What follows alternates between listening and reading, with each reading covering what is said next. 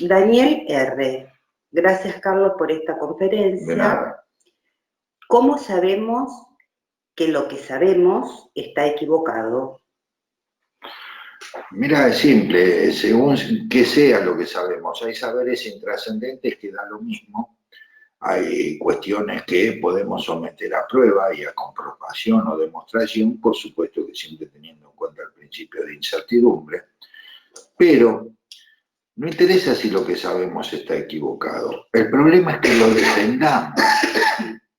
Porque cuando defendemos lo que sabemos, generalmente estamos defendiendo nuestra ignorancia. Siempre aprende más quien escucha que quien habla. Por lo tanto, es un beneficio permitirse ampliar variables de lo que sabemos. E insisto, si las podemos someter a prueba, a partir de eso sí. Cuando los saberes son insustanciales, porque da lo mismo, porque parece o qué sé yo, cada uno que compre lo que quiera y viva como quiera. Yo no soy maestro de nadie, solamente aspiro a vivir en paz con mi conciencia y armonía con mi familia. Mis aspiraciones en la vida son tan elementales como eso. Pido disculpas si no es suficiente, pero el asunto es no ser ingenuos, demostrar las cosas, ver si funcionan, si se verifican, no que porque alguien me lo dijo, sea quien sea, yo me pongo en la misma lista. ¿Sí? Gracias, muy amable. Espero haberte contestado, por lo menos mi intención fue la mejor. Lucas Z. ¿A qué llamás tolerancia inteligente? La tolerancia inteligente tiene que ver con poder entender que el otro no va a pensar, ni creer, ni percibir las cosas como yo lo hago. Nosotros estamos dotados constitucionalmente de algo que surge de la pulsión gregaria, o sea, de nuestra necesidad de agruparnos, que se llama sentido común.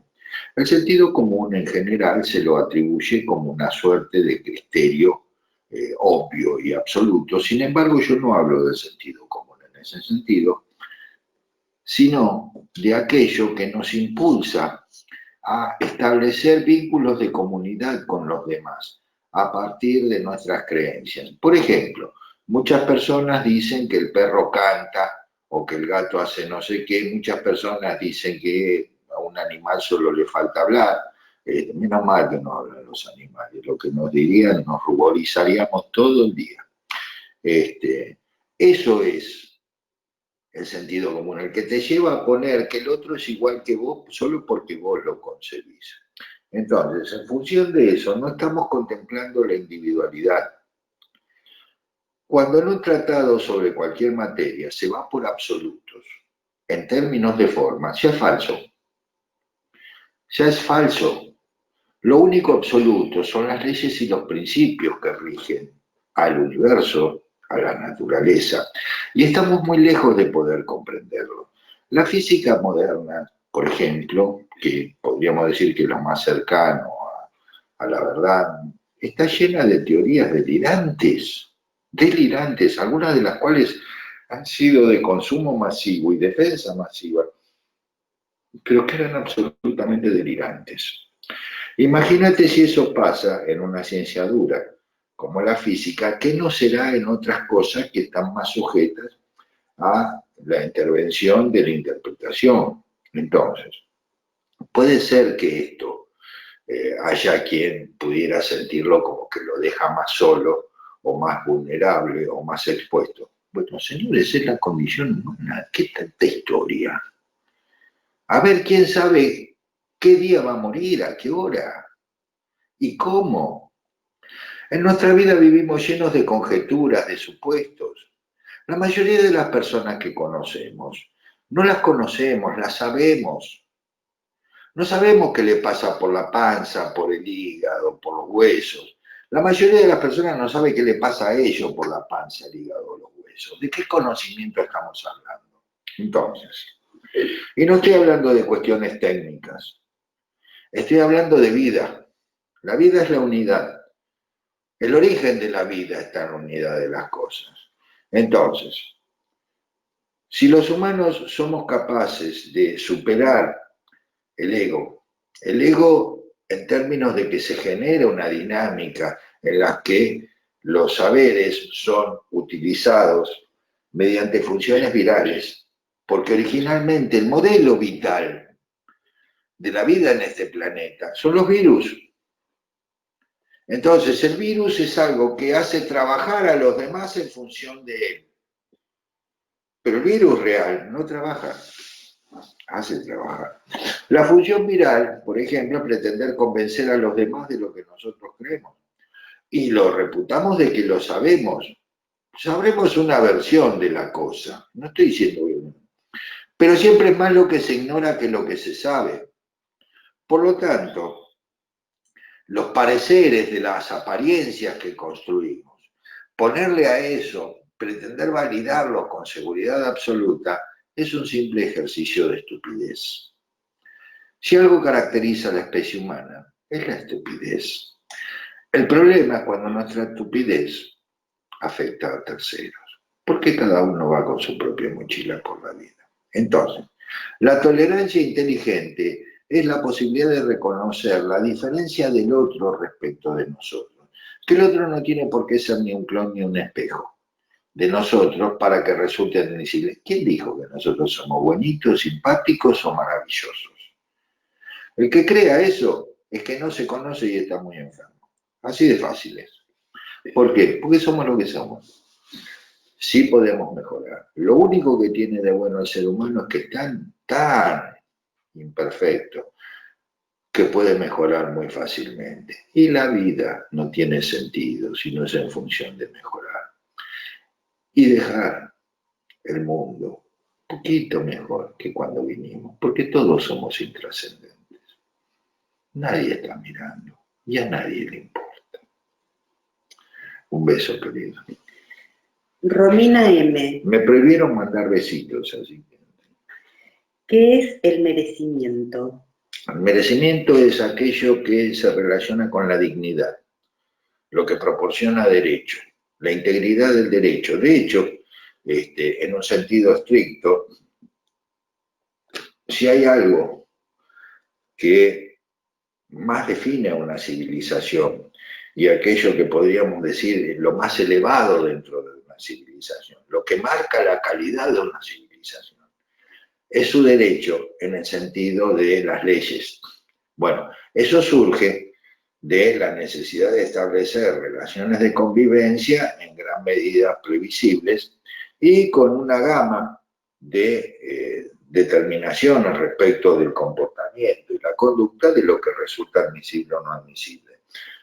Pero el merecimiento surge de una noción que se establece a partir del registro del placer o el displacer en relación con las figuras parentales primarias, que nos dan el principio femenino y el principio masculino. Uno determina las relaciones de pertenencia en términos de modos de vivir y el otro, ese es el femenino, y el otro las relaciones de posesión y la autoridad, las relaciones con la autoridad. Yo creo que en la presente humanidad hay muy pocos padres. Me da la impresión, porque lo que se ve es deplorable. Padres se ve que ejerzan de padres, se ve que hay pocos. Entonces, así vamos. Entonces, el derecho surge de la integridad del individuo en su hacer. Claro, pero hay derechos inalienables que pueden estar conculcados o que pueden ser cuestionados por las variables de la legalidad que cada modelo supone. Y el mundo hoy día presenta tal variable en modelos de derecho que algunos resultan vergonzosos, pero siguen siendo parte de lo que hay. ¿De acuerdo? Matías C. Aquellos que se encuentran en un estado de dispersión. ¿Cómo buscamos la concentración para ver las oportunidades? O sea, ¿cómo salimos de la inercia? Yo no sé, con todo respeto, disculpa mi ignorancia, no sé qué es un estado de dispersión planteado así. Sí, por ejemplo, podríamos hablar de dinámicas para asociarlo, pero ya estoy guitarreando, con dinámicas de diletancia, en un sentido técnico, de falta de la posibilidad de sostener el interés en una cosa y que va variando. La diletancia se produce, esto no sé si tiene que ver con la dispersión que vos decís, se produce en función de las grandes aspiraciones personales. Y como las grandes aspiraciones personales conllevan un montón de laburo para poder alcanzar propósitos, la fatiga previa que se produce por la falta de resultados que están asociados con la expectativa del logro prematuro, llevan a lo que muchos humanos padecen y que va en contra de sus talentos y capacidades, que es la diletancia. Presumo que es eso de lo que estás hablando. La solución a eso se llama el reconocimiento de nuestras expectativas y de nuestras posibilidades, e ir construyendo día a día nuestra vida sobre la base de pequeños logros cotidianos, logros mundanos, insisto. Salgamos y saludemos con una sonrisa al vecino o al portero. Digámosle gracias a la persona del peaje o el señor que nos pone el combustible en el auto o el colectivero. Llenemos de alegría la calle. Y sobre todo hay que revisar las expectativas de lo que yo creo que me merezco, que el mundo me debería. No sé sobre la base de quién.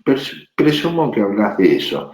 ¿Por qué? Porque mientras no se encuentran intereses propios y legítimos, siempre vamos a estar saltando buscando algo que nos represente y nos conecte con nosotros mismos. Espero haberte contestado. Discúlpame, no sé lo que es un estado de dispersión. Como diagnóstico, digo, no sé lo que es. Marta O, ¿qué es la felicidad? La felicidad es un estado orgánico que se alcanza mediante el agradecimiento. Por algo se habla de estado de gracia, aunque el estado de gracia requiere de la paz y la felicidad para lograrse. Y de hecho, son unos ejercicios muy sencillos poder alcanzar el estado de felicidad, y veremos cuántas veces por día lo tenemos que practicar hasta que hagamos un hábito de eso. El estado de felicidad es un emergente del agradecimiento, y el agradecimiento se experimenta como algo que se expande a partir de esta sesión, que hay personas que lo asocian con el corazón. Es un fenómeno de distensión de la primera eminencia aórtica subdiafragmática. Si nosotros nos entrenamos a hacer eso, y para eso no se hace fuerza. Me pidieron que dé Camino de Libertad como charla dentro de esta serie. Creo que lo voy a hacer en la próxima. Si aprendemos a agradecer, la felicidad está en nuestras manos, porque es algo que habremos sabido ganar. Pero hay que cultivar todos los días. No es que llegue y ya está. Todos los días. E insisto, si aunamos felicidad con aceptación, que es el camino a la paz, podemos vivir una vida maravillosa. No importa que lo que haya no haya, una vida más real, más propia, en estado de gracia. Andrea C, ¿qué es la tolerancia? La tolerancia es precisamente el estar dispuestos a que cada cosa tenga su propia medida, sin ponernos exigentes sobre cuál deberían ser las dimensiones de la forma de la cosa. Entonces, es el hasta dónde algo admite variables de lo que sea. Básicamente, para ponerlo en términos básicos, aplicado a la cuestión orgánica, la tolerancia es algo que actuamos con los intestinos, porque interaccionamos con elementos que no nos van a constituir en ningún momento porque no absorbemos, y que representan lo que hemos apropiado del medio ambiente. Ya sabemos en qué se convierte después, ese es otro tema. que tiene que ver con no pretender establecer en forma rígida cómo deben ser las cosas, tomarlas como vienen. Ojo, que eso te avisan los intestinos, el nivel de tolerancia que tenés o no tenés. Chao. Rolo, ¿cuál es la finalidad de la lucha de estos poderes? Rolito, creo que sé quién sos, pero no estoy seguro. Si sos quien yo creo, te mando un enorme abrazo. Mirá, yo no sé a qué lucha y de qué poderes te referís, es inespecífica la pregunta, pero toda pugna, todo enfrentamiento por intereses personales parte de cuestiones relacionadas con variables de integridad que cada uno reputa como propias y puntos de vista diferentes e intereses que coinciden respecto de algo, pero que no coinciden en la forma, y sobre todo, otra vez, de la intolerancia y del egoísmo humano. Entonces, eso se aplicaría a lo que sea, como se aplica a lo individual, se aplica también a los grandes poderes. El problema del poder es que el poder es una escalada. Nadie tiene ningún poder, ningún poder. Lo que hay son situaciones donde individuos tienen la impunidad que les da el imponer sus formas, sus modos. En esa imposición podemos decir que eso sería el poder. Ahora, no sé exactamente a qué te referís, estaría teorizando. Yo te pido disculpas de lo que no me queda claro que está preguntado, no es que lo esté evadiendo, no sé qué contestar, pues no me queda claro cuáles son los protagonistas, cuáles son los individuos o conjuntos de individuos aludidos. Chao, Rolito. María del Valle L. ¿En qué constituyente orgánico radica la necesidad humana de tener razón? Radica en lo que se llama, es un fenómeno orgánico relacionado con el constituyente égico. El ego es lo que se llama como la entidad icónica del yo. Es un icono, una construcción. Entonces, tiene que ver con registrarnos viviendo en un medio determinado. Es una expresión del yo. Ahí la necesidad de tener razón tiene que ver con la asociación. El yo, si es atacado o modificado, me están atacando a mí. Es mi yo.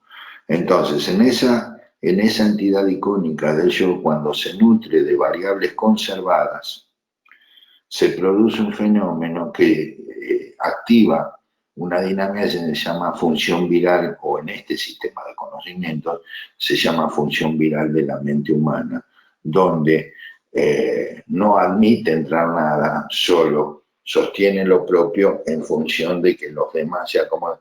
A mí me causa gracia, yo he escuchado en muchas ocasiones hablar de apertura, de libertades, donde se llama convocatorias, que son abiertas, todo el mundo puede venir, pongámonos de acuerdo, sí, pongámonos de acuerdo en lo que pienso yo.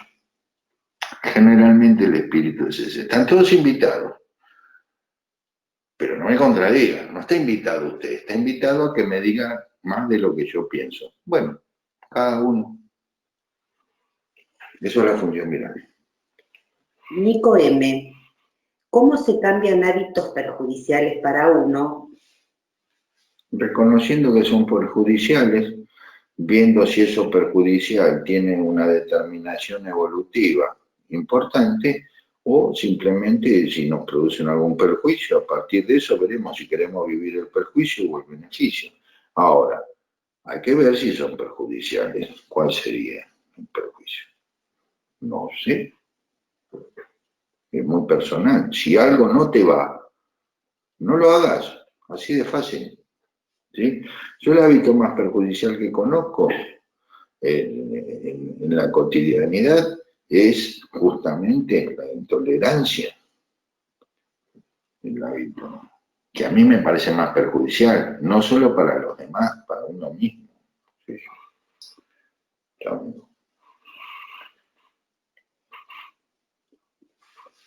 Nancy B.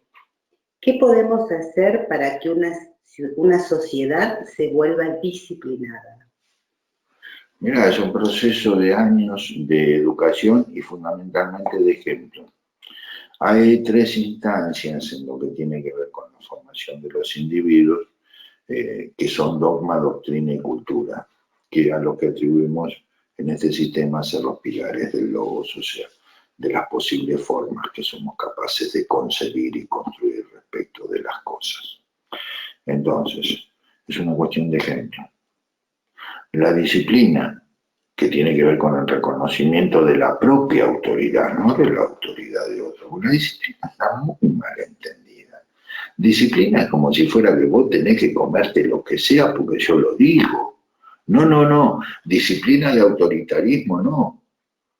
Disciplina de autoridad es la manera en que los individuos alcanzan su propia autoridad, la disciplina, aprendiendo a aprender de ellos mismos, tomando a los demás como referencias, o si querés hasta excusas, pero es alcanzar la propia autoridad, el fin y propósito de la disciplina. ¿Sí? Pero es una cuestión que lleva toda la vida, y si los humanos no modificamos los ejemplos que damos respecto de cómo se hacen las cosas y de cómo vivir, cada vez no va a ir peor. ¿Sí? Romina I. ¿Cuáles son las causas de que este modelo de civilización no puede sostenerse?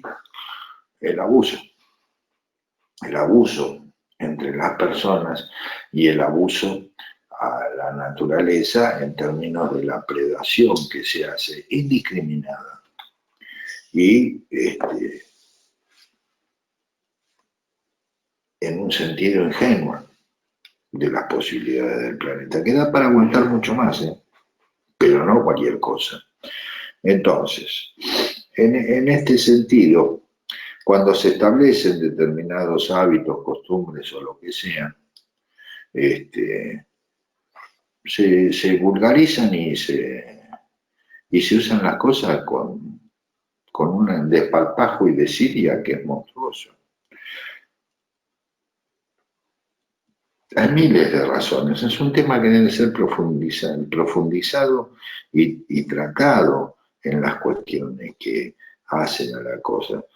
Pero si yo tuviera que atribuirle causas a este modelo, diría que los factores, además de la estupidez, principales son la codicia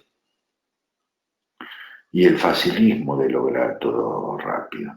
Fíjense que cuando el primer libro que escribí sobre cuestiones de la condición humana, Camino de Libertad, yo lo tuve a prueba 10 años y decidí publicarlo varios años después, viendo cuáles eran los efectos orgánicos que producía. Eso no es una actitud moderna. O sea, mucha gente me dijo, ¿por qué no lo publicaba? Pero buen negocio. Ahora, el sistema que da lugar, el sistema CNF que da lugar al desarrollo de la inmunología, también le dediqué 10 años a ver si funcionaba o no funcionaba. Y muchos años más de investigación a partir de eso, viendo los efectos, sobre todo hasta que me decidí a transmitirlo para que otras personas pudieran hacerlo. Y muchos años más de investigación sobre los resultados de los trabajos mío y de las personas. Bueno, ¿ves? No es una actitud moderna, no es una actitud contemporánea. ¡Qué idiota! Mirá todo lo que podía haber ganado en este tiempo y no lo hice. ¿Por qué? Porque primero hay que ser serio y responsable. Se aprueba medicación sin ningún tipo de experimentación, con grupos de 15 personas. A ver qué pasa. Entonces, señores, si vamos por determinadas variables, no funciona. Entonces, por ejemplo, sacan autos que tienen sistemas defectuosos, muere gente. Primero cuentan cuánta gente muere y cuánto les haría juicio. Y si no les conviene, lo cambian. Y si no lo dejan así, se muera quien se muera. Y después viene con el virus corona. Pero por favor, señores. ¿Sí? Eso. Laura M.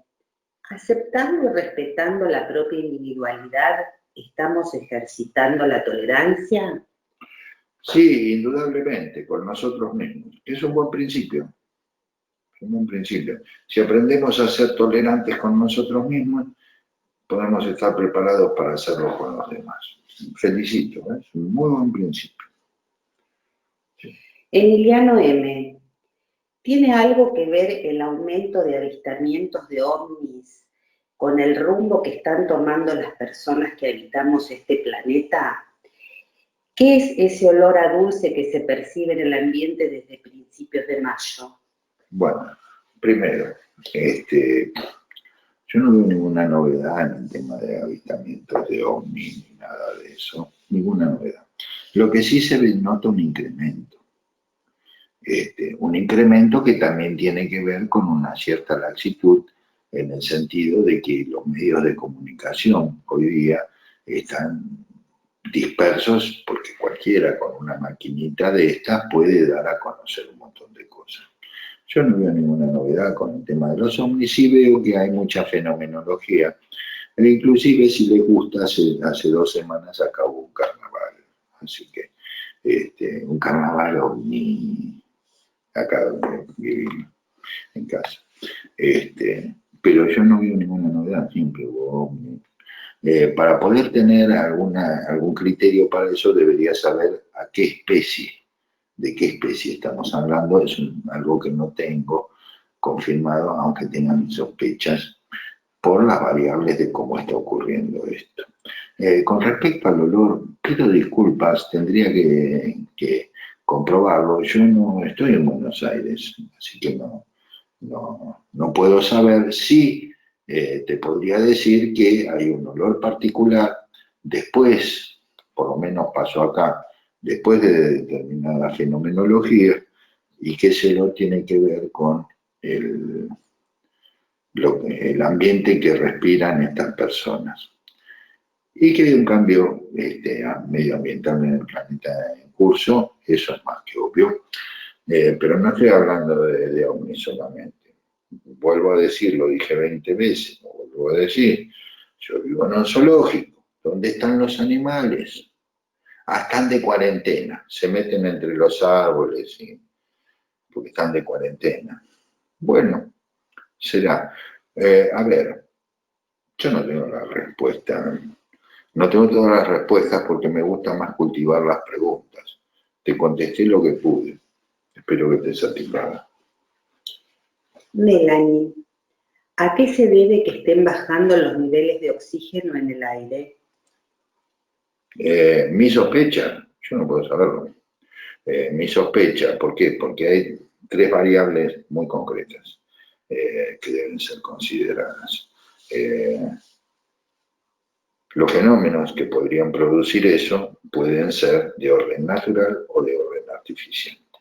En los fenómenos de orden natural podría ser que haya bajado la población de diatomeas en los mares, y también se han registrado que los hielos polares que se están derritiendo, sobre todo en el hemisferio norte, se ha registrado que hay determinados hongos o bacterias que se comen el hielo y no sé.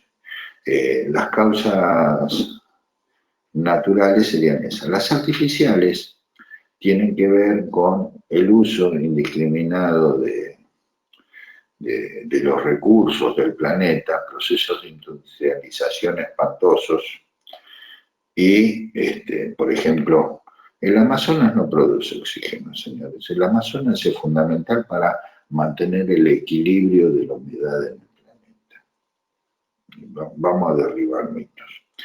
O las diatomeas producen oxígeno o no tenemos oxígeno. Los árboles no son una fuente de oxígeno por sí, porque producen y desproducen oxígeno. Emiten oxígeno de día dióxido de carbono de noche. Así que vamos en qué equilibrio. Hay más sol, hay más oxígeno, hay menos sol, hay menos oxígeno por los árboles. Ahora, en un sentido estricto sería eso. Si hay algún factor de orden, de otra naturaleza que pudiera estar actuando, yo no lo sé, aunque sí creo que estamos viviendo un cambio ambiental para adaptar el medio ambiente. ¿Sí? Eva, ¿qué es crecer en integridad? Eso, crecer es desarrollarse. Ahora, no nos podemos desarrollar en un sentido cuantitativo, cada vez somos más grandes y bobos, o no podemos desarrollar en un sentido cualitativo, o sea, aprovechando el crecimiento en función de conocernos más y de saber más cosas de la vida. Crecimiento, crecimiento, ¿sí?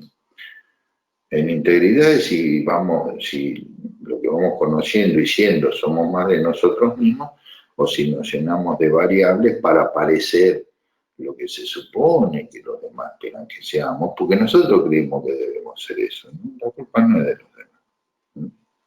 ¿Qué más? Flor A, ¿crees que podría existir un mundo humano sin lucha de poderes? Sí, por supuesto. Sí, por supuesto. Para eso trabajo. Para eso trabajo. Claro, no es fácil. No es fácil. Porque para eso debemos entender el valor inherente e intrínseco de la vida de cada individuo. Y no pretender ir por lo de los demás, ir por el propio camino. Estoy convencido que es totalmente posible. Aun cuando pudiera llevar cientos de años lograr eso. Yo de ninguna manera creo que sea algo que se pueda lograr ni en una ni en 2 generaciones. Pero podemos empezar. Podemos empezar. ¿Sí? Belén A, ¿cómo discernir el hacer desde la integridad al hacer desde lo ilusorio y aparente? Con entrenamiento, mi amor. Si vos te sentís satisfecha e íntegra con lo que haces, ya está, eso te integra, listo. No más que eso. No sé si está bien o está mal. El problema es tener la varita de pretender que sea bueno o malo, porque si les gusta o no les gusta, me dijeron o no me dijeron. Si a vos te hace sentir bien, ya está, anda por ahí. Y después veremos si es posible sostener eso en un modelo de interacción social. ¿Sí? Pero yo creo que cada uno en su territorio, o sea, en sí mismo, debe hacer lo que se le antoje como pueda para aprender sobre todo. Pedro P, ¿qué recomendás cultivar en la carrera nueva? No tengo idea de qué se refiere esto. ¿Cuál es la carrera nueva? Tendrá que ver con lo que yo dije que hay que cambiar de carrera, no de caballo, me imagino, pero ya estoy especulando, pido disculpas. Tolerancia, integridad y respeto. Esas deben ser las bases. Si es de lo que yo creo que está preguntando, si no pido disculpas. Sí. Cristina Z, ¿cómo definimos la vida digna, si es posible describirla? Sí, por supuesto, es la vida plena.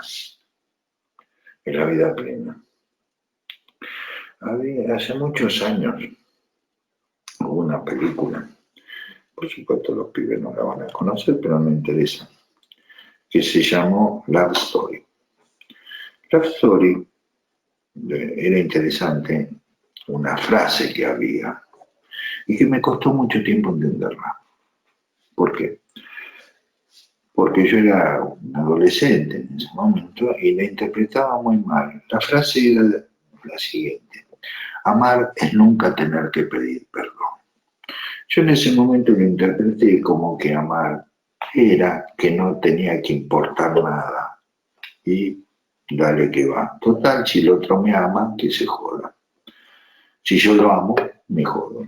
Fíjense que el pensamiento limitado y pobre me llevó mucho tiempo resignificar esa frase. Y estoy de acuerdo ahora con esa frase, porque en ese momento no estaba de acuerdo. Porque amar es nunca tener que pedir perdón. Simplemente porque amar es no hacer nada por lo que debiéramos pedir perdón. Bien, ese es el camino al interior. Corina B. ¿Crees que las cuarentenas mundiales y el virus en sí tienen que ver con la gran actividad de fenómenos extraterrestres que están sucediendo? Yo creo que es una posibilidad. No sé si es así, no sé. Creo que es una posibilidad en varios sentidos. O sea, que hay otras posibilidades también. También creo que se busca un cambio en el orden mundial en función de activar dinámicas de robótica y de modificar determinadas cuestiones que tienen que ver con el mundo de los grandes negocios, de las finanzas. Creo que una de las posibilidades puede ser esa, pero no la única, de ninguna manera. ¿Sí? Sandra G. ¿En qué puede ayudar también, para quien lo haga libremente, el fumar cigarrillos? Fumar cigarrillos o no fumar debe ser una cuestión propia, decidida en base a su naturaleza, en el sentido de, ¿te gusta fumar? No, fuma. ¿No te gusta fumar? No fumes. El problema es cuando se aducen teorías vistosas o estupideces fundamentadas para plantear una cuestión o la otra. Entonces, respecto de lo que podrían ser las cuestiones de la salud que pueden estar relacionadas con el cigarrillo, me imagino que hablar de fumar cigarrillos, yo considero que es algo que a algunas personas les resulta beneficioso, a otras personas les resulta pernicioso, a otros no le va ni le viene, y otros no pueden ni acercarse un cigarrillo a la boca. Depende de la naturaleza de las personas. Sí que respecto de cuestiones de inmunidad, sin ninguna duda está más preparado un fumador para enfrentar cuestiones ambientales con bichos, porque tiene la inmunidad más activa que un no fumador. E inclusive los fumadores tenemos una dinámica respiratoria diferenciada donde digamos que estamos protegidos. El problema es cuando eso se le atribuye a la nicotina. Vos sabés que ahí ya no saben nada que está hablando. Saben nada. Es lo único que hay. La nicotina en el cigarrillo. Pero creo que es una cuestión de libertades civiles, de libertades individuales. Mira, el cigarrillo durante 50 años ha sido el enemigo público uno en este planeta, solo superado por el COVID-19. No se le pudo demostrar un solo delito. Alfredo T. ¿Cómo se puede sostener uno como persona cuando te invaden con tanta información y te terminan diciendo que no se sabe cómo termina esto, cómo manejar la angustia? Gracias, Carlos. Nunca se sabe cómo termina nada, hermano. Nunca se sabe. Uno supone o tiene variables de expectativa sobre la base de sus creencias e historias. Nunca se sabe cómo termina nada. Entonces, no sé qué es esto, que a ver cómo termina. Todo va a pasar. Si algo ocurre en la vida es que todo pasa. ¿Cómo salimos de esto? Y depende de cada uno. Depende si salimos fortalecidos y más crecidos o si salimos resentidos. Respecto de la cuestión de lo que podrían ser dinámicas de angustia, incertidumbre, la vida es necesidad de incertidumbre, no hay otra cosa. Cuando nosotros necesitamos que nos den garantías, convertimos a la incertidumbre en inseguridad. Eso es otro tema. Ahora, no sé, a mí no me bombardea nadie. El que prende o no prende la televisión, la radio, lo que sea, soy yo. Si no tengo ganas, la apago y chao. ¿Quién me va a bombardear con qué? ¿Sí? Bastante que la aguanta la negra todo el día. Imagínate. ¿Mm? Luciana M. El amor, ¿cómo se siente en el cuerpo? Depende de la persona. El amor es una necesidad. Depende del nivel de compromiso y empatía. E inclusive hay muchas variables del amor. No sé a qué variable del amor. El amor es una necesidad de completitud que va por interacciones empáticas. Muchas veces respecto de personas, también pueden ser objetos, animales, plantas, lo que sea, pero es aquello que nos completa. Ahora, ¿en qué rol del amor? ¿En qué aspecto? Porque no es lo mismo un amor de pareja, un amor de hijo, un amor de hermano, un amor de primos, un amor de amigos. No sabría cómo contestar esa pregunta así formulada. Pido disculpas. Sí sé que el amor correspondido es lo mejor que nos puede pasar en la vida. Y el amor no correspondido es la peor desgracia que podemos experimentar en la vida. Lili S. ¿Trabajar en nuestra integridad es lo que nos pone en esa nueva carrera? Espero que sí. Espero que sí, porque de eso se trata.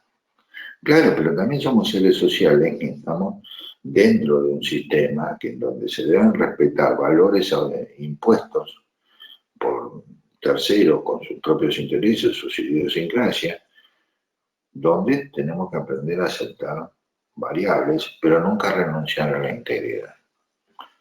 A ver, si alguien me pone un revólver en la cabeza, sin ninguna duda me voy a arrodillar y voy a hacer lo que diga, sea lo que sea. Lo que no puedo es tratar de convencerme de qué bonito o qué malito o qué bien o mal estuve. Fue mi cobardía y nada más. Y también uno tiene derecho a ser cobarde. Es un mecanismo de protección. Ahora, las cuestiones épicas planteadas son para las películas y los libros. La vida es más corta. Chao. Sebastián S. ¿Vamos a interactuar generalmente con extraterrestres próximamente? Ay, Sebastián, te pido disculpas. La mandé a arreglar la bola de cristal y el service anda para el diablo. No me la devolvieron todavía.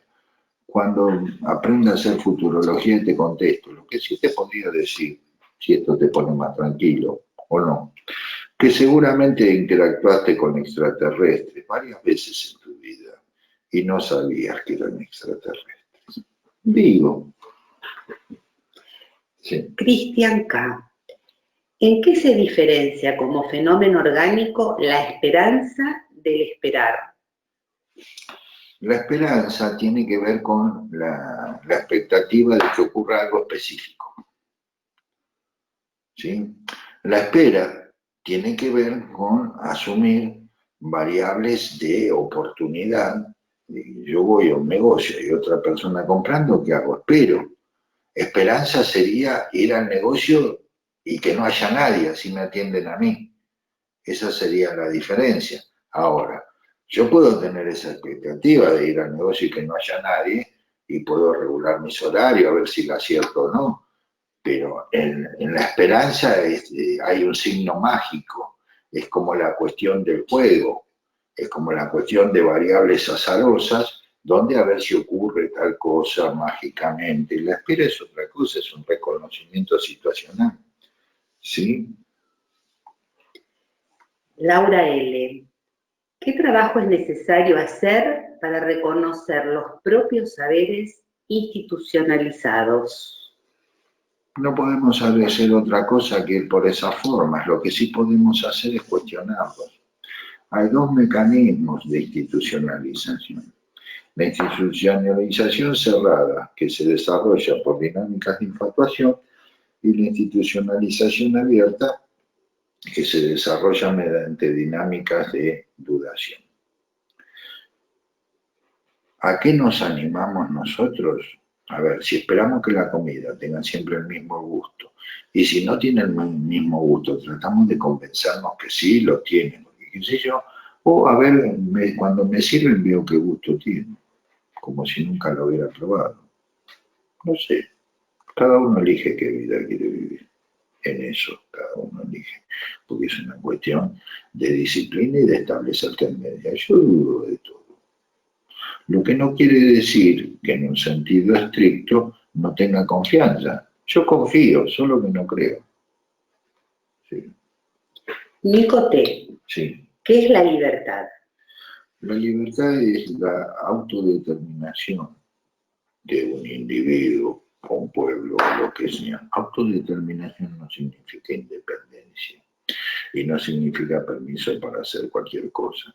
El reconocimiento de los posibles y de los límites. Por ejemplo, una persona que se desarrolla sin límites jamás podrá ser feliz. Así de fácil. Padres, pongan límites a sus hijos, que es lo mejor que van a poder hacer por ellos. Ahora, padres y madres, por supuesto. Ahora, la libertad es una actitud de vida de autodeterminación en responsabilidad. Y desde mi modesta experiencia personal, no conozco más duro, nada más duro que la libertad. Fernanda, ¿qué valores crees que son imprescindibles para construir un modelo de civilización que sí pueda prosperar? Aprender de la naturaleza, aprender de los modelos de la naturaleza, de la propia también, sin incidencia de artificios y artificialidad respecto de nosotros mismos, en función de ver qué película empieza. Así de fácil. Yo no sé cómo sería. No sé si me gustaría, mira lo que te digo. No sé. Pero sería más honesto y sincero. El gran mal de la sociedad tiene que ver con la hipocresía y la apatía consecuente, donde a nadie le importa un comino del otro, o a muchas personas no le importa. Y muchas personas creen que sí les importa porque los clonifican, los convierten en proyecciones de sí. Con lo cual, tampoco lo están reconociendo ni aceptando. Yo no sé cómo sería lo que yo propongo. Yo creo que sería algo que podría ser más sustentable. Nada más. No sé si sería lindo o feo, qué sé yo, no sé, el día que lo vivamos, veremos, y probablemente en esta vida no lleguemos a eso. Liliana F., ¿cómo se relaciona la esperanza con la pereza? La esperanza es un fenómeno de pereza, es un no hacer, es establecer una expectativa de lo ocurrir de algo, porque se no ocurre sin hacer lo suficiente para que ocurra, por lo tanto, es pereza. ¿Sí? Agustina, un mundo más humano y sustentable se construye desde el desarrollo y respeto de la integridad particular de cada individuo. Y no tengo duda que ese debe ser el componente básico. Cualquier actitud belicosa o confrontativa es cerrar el diálogo y en vez de que podamos compartir algo que nos lleve a una apertura, la pretendida imposición de un modelo, lo único que te va a producir es rechazo y alejamiento. Así que, o crecemos, no va mal. Las cuestiones adolescentes de que porque yo lo digo y yo quiero, me parecen, no funcionan. ¿Sí? Silvia M., ¿qué podemos rescatar de valioso los antiguos de la era antes de COVID para transmitir a los más jóvenes y pequeños? La era antes del COVID tendría que tener más de 100 años, lejos, aviso. Ahora tiene publicidad, pero virus corona hubo siempre, COVID de virus corona. Yo siempre prefiero el castellano. No porque sea superior a otras cosas, sino porque es la lengua que estoy tratando de aprender todavía. Las otras no tengo muchas noticias.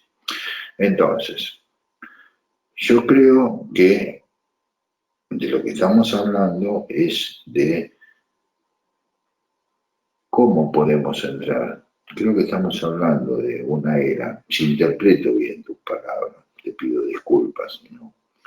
Yo creo que estamos hablando de una era donde las determinaciones de la propaganda y las arengas de una sociedad homologada supuestamente, por las buenas o por las malas, no existía y había más individualidad, había más libertad en el sentido de ser quien era.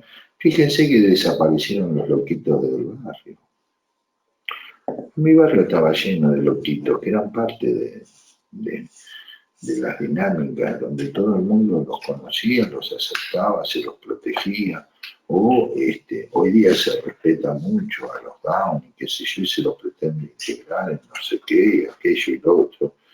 Mientras que eran seres adorables, que eran cuidados, aunque a muchas familias no les gustara tener un down en la casa. Entonces, creo que vivimos en una sociedad demasiado teórica, donde cualquier cosa que según su fuente resulte respetable y por una mera cuestión de propaganda adquiere una trascendencia que en sí no tiene. Chicos, a los que, no sé, vos te debes referir a los viejos como yo, piensen por ustedes mismos, no compren buzones, aunque siempre se vendieron buzones porque había quienes compraban. Traten de no ser ustedes los que compran buzones. ¿Sí? Última pregunta. Bien, caramba, no es por despreciar, pero digamos, por ahí hay algo bueno para cenar. Valle O. ¿Cuáles son los perjuicios actuales como consecuencia de la opulencia? El desconocimiento del mérito necesario para poder alcanzar algo y realizarlo. Así de simple. El facilismo supuesto que da un modelo de vida facilitado. No sé, cuando yo era pibe, para cambiar de canal, ojo, cuando yo era pibe ya había televisión, no sé qué, empezó tan viejo, antes del COVID. Había que levantarse de la silla y cambiar de canal. Entonces, ¿qué hacías? Veías la propaganda. Cuando veías el programa, veías la propaganda. Después, en los años 80, se puso en Argentina, en otros países muchos antes, se puso de moda el control remoto. Y ahí surge lo que se llama salterío, que llaman zapping. Salterío, saltar, donde la gente dejó de ver las propagandas buscando a ver qué engancha, y al final no se engancha en nada. El exceso de oferta lleva a una saturación del gusto, donde no definimos bien qué nos gusta o no nos gusta. Y en la inmediatez de las cosas, donde la mayoría de los individuos con algún cierto bienestar económico y acceso, hay tantas cosas facilitadas en la vida moderna que se cree que las cosas son fáciles. Recuerdo una frase de Mark Twain, pero que fue un poquito antes de que yo naciera, que decía: me encanta ir a los supermercados porque es el lugar donde veo a los pollos, y cuando voy al campo no los puedo reconocer porque andan caminando y tienen plumas. Entonces, la desvirtuación que produce la opulencia respecto de la necesidad del trabajo y el mérito para lograr las cosas, creo que nos trabaja en contra. Sí creo que una persona que trabaje y que haga lo necesario para alcanzar lo que fuere, en una cuestión de integridad y sin perjuicio de terceros, se merece todo lo que quiera porque se lo ganó. Entonces, si tiene la responsabilidad para ganar lo necesario, para tener algo, tiene derecho a tener acceso. El problema es quién. Simplemente es una cosa más. Las heladeras llenas son el peor enemigo del laburo personal. Por ejemplo, ¿sí? ¿Terminamos? Bueno, les agradezco mucho, espero haber ayudado en algo. Y la próxima charla, porque muchas personas lo piden, va a ser sobre el camino de libertad. Porque esto sigue, chicos. Por ahí me equivoco. Chao. Gracias, Gracias a todos por estar.